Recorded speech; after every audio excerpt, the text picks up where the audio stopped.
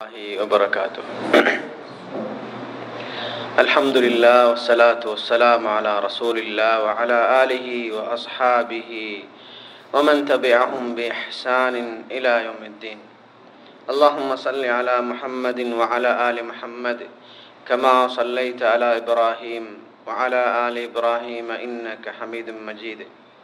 وبارك على محمد وعلى آل محمد كما باركت على إبراهيم وعلى آل إبراهيم إنك حميد مجيد. எல்லாம் அல்ல அல்லாஹ் அவன் ஒருவன், அவன் தனித்தவன், அவனுக்கு நிகராக யாரும் இல்லை, அவன்தான் எங்களை படைத்து பரிபாலித்துக் கொண்டிருக்கிறான் என்று அந்த ரப்புல் ஆலமீன் அல்லாஹ் ஒருவனை போற்றி புகழ்ந்ததன் பின்னால் அவனால் அனுப்பப்பட்ட முஹம்மது நபி ஸல்லல்லாஹு அலைஹி வஸல்லம் அவர்கள் அல்லாஹுவின் இறுதி தூதர் என்றும்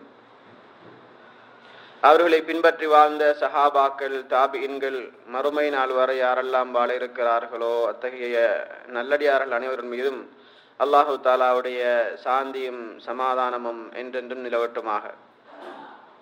மதிப்புக்குரிய ஈமானிய சொந்தங்களே, இந்த வாரமும் உடல் நலத்தோடு உங்களை சந்திப்பதற்கு சந்தர்ப்பம் வழங்கிய அல்லாஹுக்கே எல்லா புகழும். அல்ஹம்துலில்லாஹ்.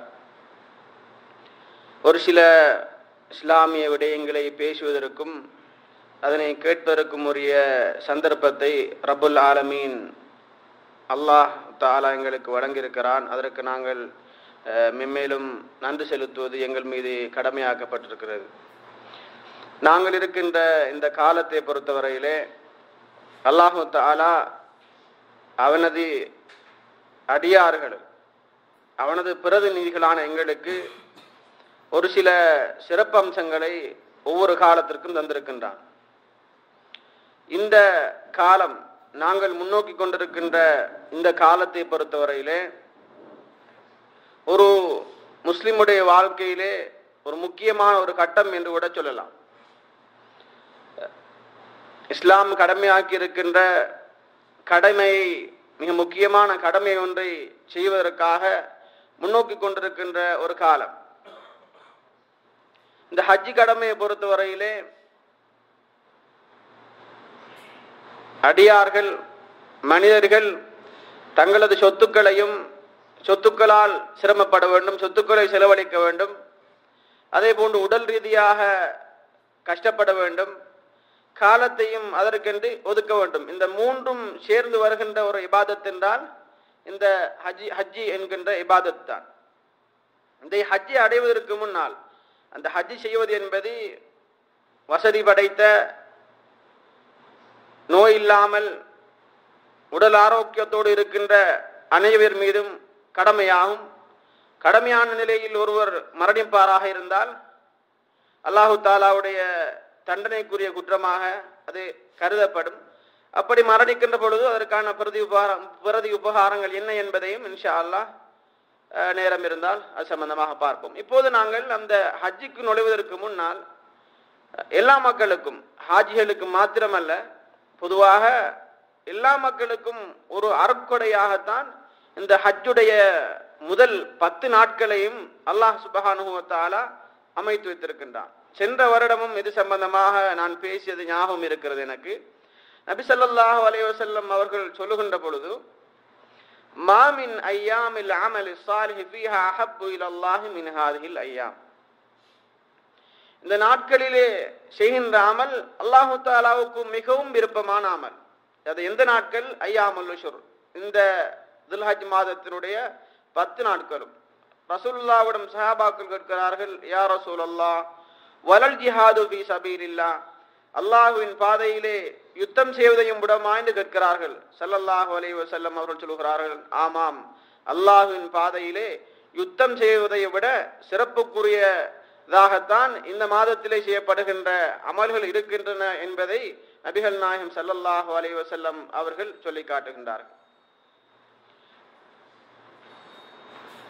ஒரே ஒரு மனிதனை தவிர அல்லாஹ்வின் பாதையிலே வெளியாகி அவர் ஷஹீதாக்கப்பட்டு விட்டார், அவருடைய சொத்துக்களை எல்லாம் இழந்து விட்டார் என்றால் அந்த ஒரு மனிதனை தவிர அடுத்த ஏனைய அனைத்து சிறப்புகளும் அந்த துல்ஹஜ் மாதத்தினுடைய 10 நாட்களிலே செய்யக்கூடிய அமல்களுக்கு இருக்கிறது என்பதாக நபிகள் நாயகம் ஸல்லல்லாஹு அலைஹி வஸல்லம் அவர்கள் சொல்லி காட்டினார்கள். அதே போன்று இந்த துல்ஹஜ் மாதத்திலே வரக்கூடிய யௌம் அரஃபா என்பது அல்லாஹு தஆலாவுக்கு மிகவும் விருப்பத்திற்குரிய ஒரு நாளாகவும் ஸல்லல்லாஹு அலைஹி வஸல்லம் அவர்கள் சொல்லி காட்டியிருக்கின்ற ஹதீஸை இப்னு ஹிப்பான் என்ற கிரந்தத்திலே ஜாபிர் ரலியல்லாஹு அன்ஹு அவர்கள் அறிவிக்கிறார்கள். இந்த துல்ஹிஜ்ஜா மாதத்தினுடைய 10 நாட்களிலும் பல சிறப்புக்குரிய அமல்களை நாங்கள் செய்து கொள்ள முடியும். அதில் மிக முக்கியமான ஒரு அமல் தான் இந்த ஹஜ்ஜி அல்லது உம்ரா. இது செய்கின்ற அமல்களிலே மிகவும் சிறப்புக்குரிய அமல் இந்த 10 நாட்களிலும். ஸல்லல்லாஹு அலைஹி வஸல்லம் அவர்கள் சொல்கின்ற ஹதீஸ் புகாரிலே பதிவு செய்யப்பட்டிருக்கிறது. அல் உம்ரத்து இலல் உம்ரத்தி கஃபாரத்துன் லிமா பைனஹுமா. ஒரு உம்ராவுக்கும் இன்னொரு உம்ராவுக்கும் இடையிலே செய்யப்படுகின்ற பாவங்கள் அனைத்தும் மன்னிக்கப்படுகின்றன. வல் ஹஜ்ஜுல் மப்ரூரு லைஸ லஹு ஜஸாஉன் இல்லல் ஜன்னah. தூய்மையான ஹஜ்ஜி, கலப்படம் இல்லாத ஹஜ்ஜி யார் ஒருவர் நிறைவேற்றுகின்றாரோ அவருக்கு சொர்க்கத்தை தவிர வேறு கூலி கிடையாது, சொர்க்கம்தான் அவருக்கு கூலி என்பதாகவும் நபிகள் நாயகம் ஸல்லல்லாஹு அலைஹி வஸல்லம் அவர்கள் சொல்லி காட்டுகிறார்கள். இரண்டாவது ஒரு சிறப்புக்குரிய அமலாக இந்த துல்ஹஜ் மாதத்தினுடைய 9 நாட்களிலும் நாங்கள் நோன்பு பிடிப்பது மிகவும் வரவேற்கத்தக்க சிறப்புக்குரிய ஒரு நாளாக கருதப்படுகின்றது. இந்த 9 நாட்களில் நாங்கள் தொடராக நோன்பு பிடிக்கவும் முடியும். அப்படி இல்லை என்றால் முடியுமான எங்களுக்கு சக்தி இருக்கின்ற பொழுது நாங்கள் அதனை விட்டு பிடிப்பதற்குமான சந்தர்ப்பங்களும் எங்களுக்கு தரப்பட்டிருப்பதை நாங்கள் பார்க்கிறோம். அதே போன்று மூன்றாவது ஒரு சிறப்புக்குரிய ஒரு சுன்னத்தான ஒரு அமலாக தக்பீர் திக்ர் செய்வது, அல்லாஹு தாலாவை தூய்மைப்படுத்துவது. எங்களது வாய்களினால் நாங்கள் வெளிப்படையாக சத்தமிட்டு மார்க்கெட்டுகளிலே அல்லது நாங்கள் போகின்ற இடங்களிலே வீடுகளிலே இவ்வாறு சத்தமிட்டு நாங்கள் தக்பீர் சொல்வது ஒரு சுன்னத்தான ஒரு அமலாக எங்களுக்கு சொல்லி காட்டப்பட்டிருப்பதை நாங்கள் பார்க்கிறோம். இது ஹதீஸிலே வந்திருக்கிறது. இது சம்பந்தமான ஹதீஸ்களை நாங்கள் பல கிரந்தங்களிலே பார்க்கலாம். அதே போன்று இந்த துல்ஹஜ் மாதத்தினுடைய 10 நாட்களிலும் தௌபாக்கள் செய்து, தௌபா என்பது ஒரு குறிப்பிட்ட நாளுக்கோ அல்லது இடத்திற்கோ அல்லது காலத்திற்கோ சொந்தமில்லை. ஆனால் தௌபா என்பது எப்பொழுதும் எந்த நேரமும் எங்கிருந்தாலும் செய்யலாம்.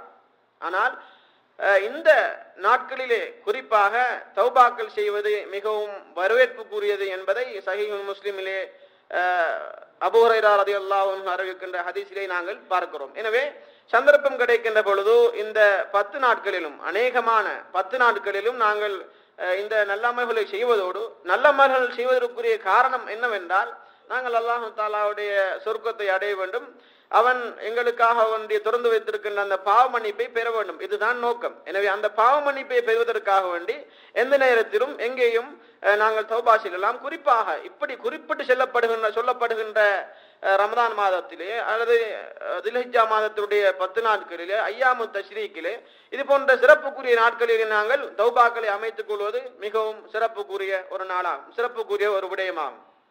அதே போன்று இந்த நாட்களிலே நாங்கள் அதிகமாக நல்ல அமல்களை செய்து கொள்ள முடியும். நல்ல அமல்கள் என்று சொல்கின்ற பொழுது தொழுகை, சதகாக்கள் செய்வது, ஜிஹாத் செய்வது, அதே போன்று குர்ஆன்களை ஓதுவது, நல்ல அமல்களை நல்ல விடயங்களை மக்களுக்கு ஏவுவது, தீமையை விட்டு மக்களை தடுப்பது, இது போன்ற நல்ல காரியங்களையும் இந்த துல்ஹஜ் மாதத்துடைய 10 நாட்களில் செய்வது ஒரு சுன்னத்தான விடயமாக இருக்கிறது. இதே போன்று தக்பீரை பொறுத்தவரையிலே உங்களுக்கு தெரியும், தக்பீர் பொதுவான தக்பீர் ஒன்று இருக்கிறது, அடுத்தது குறிப்பிட்ட நேரத்தில் ஓதுகின்ற தக்பீர் இருக்கிறது. இந்த துல்ஹஜ் மாதத்தினுடைய 10 நாட்களை பொறுத்தவரையிலே பொதுவாக எந்த இடத்திலும் தக்பீர் சொல்லலாம், ஒரு குறிப்பிட்ட நேரத்திற்கு மாத்திரம் இல்லை. உங்களுக்கு தெரியும், ஐயாமு தஷ்ரீக்கை பொறுத்தவரையிலே அரபாவிலிருந்து அடுத்தண்டு வரக்கூடிய அந்த 3 நாட்களிலும் நாங்கள் குறிப்பிட்ட நேரத்தில் தான் தொழுகைக்கு பின்னால் மாத்திரம்தான் நாங்கள் தக்பீர் சொல்ல வேண்டும். ஆனால் இந்த முந்தைய 9 நாட்களிலும் நாங்கள் எப்போது வேண்டுமானாலும் தக்பீர் சொல்லிக் கொள்ளலாம் என்பதை நாங்கள் ஹதீஸ்களிலே பார்க்கிறோம். அதே போன்று துல்ஹிஜ்ஜா மாதத்தினுடைய நாட்களிலே யாராவது உதுஹியா கொடுக்க நியத்து வைத்திருந்தால் இந்த நாட்களிலே நகங்களை களைவதோ அல்லது முடிகளை வெட்டுவதோ அல்லது தடுக்கப்பட்ட காரியங்கள், உதுஹியா செய்வதற்காக தடுக்கப்பட்ட காரியங்களை நாங்கள் முற்றுமுழுதாக தவிர்த்து கொள்ள வேண்டும். யார் உதுஹியா கொடுக்கிறேன் என்று நியத்து வைத்துக் கொண்டாரோ அவர் மாத்திரம்தான் இந்த விடயங்களை தவிர்த்து கொள்ள வேண்டும் என்பதை இன்னொரு விடயமாக நாங்கள் தெரிந்து கொள்ள வேண்டும். அதே நேரத்திலே ஒரு 9வது விடயமாக இந்த துல்ஹிஜ்ஜா மாதத்தினுடைய 10 நாட்களிலும் இடைப்பட்ட காலத்தில் வரக்கூடியதுதான் இந்த பெருநாள் தினம் அன்று. அந்த பெருநாள் தினத்திலே நாங்கள் முஸ்லிம்களோடு அந்த பெருநாளிலே கலந்து கொள்வது, அதே போன்று அந்த கொத்துபாக்களை நாங்கள் செய்யுமெடுப்பது, அந்த நாளிலே உறவினர்களை சென்று சந்தித்து எங்களது உறவுகளை புதுப்பித்துக் கொள்வது, இது போன்ற விடயங்களை செய்வதும் ஒரு சுன்னத்தான ஒரு காரியமாக எங்களுக்கு வழிகாட்டி தரப்பட்டிருக்கின்றது. எனவே ஒரு 10வது விடயமாக இங்கே சொல்லி காட்டப்படுகிறது, இந்த 10 நாட்களிலும் வரக்கூடிய துல்ஹிஜ்ஜா மாதத்தினுடைய 10 நாட்களிலும் வீணான காரியங்களில் நாங்கள் ஈடுபடாமல், எங்களது காலத்தை நேரத்தில் வீணடிக்காமல் தரப்பட்டிருக்கின்ற இந்த சந்தர்ப்பத்தை நாங்கள் அழகிய முறையில் பயன்படுத்திக் கொள்வோம். எங்களை அல்லாஹு தாலாவை விட்டும் குர்ஆனை விட்டும் தூரப்படுத்துகின்ற இந்த நவீன சாதனங்களை கொஞ்சம் ஓரப்படுத்திவிட்டு அல்லாஹு தாலா எங்களுக்கு ரமதானுக்கு அடுத்ததாக தந்திருக்கின்ற இந்த சிறப்புக்குரிய நாட்களான இந்த துல்ஹிஜ்ஜா மாதத்தினுடைய 10 நாட்களை நாங்கள் பயன்படுத்தி அவருடைய சிறப்புகளை அடைந்து அல்லாஹு தாலாவுடைய பாவமன்னிப்பை பெற்று அவருடைய பொருத்தத்தை பெற்ற மக்களாக நாம் அனைவரும் ஆகுவதற்கு முயற்சி செய்து கொள்ள வேண்டும் என்று சொல்லி இந்த துல்ஹிஜ்ஜா மாதத்தினுடைய சுருக்கமான ஒரு தெளிவை உங்களுக்கு தந்தேன் இன்ஷா அல்லாஹ். இது சம்பந்தமாக